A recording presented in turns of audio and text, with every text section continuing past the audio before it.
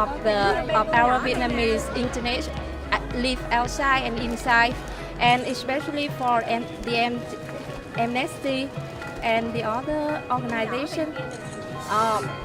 It's not just freedom for myself, for my family. It will be for all the Vietnamese, and I think that we will have a lot of things to fight in the future.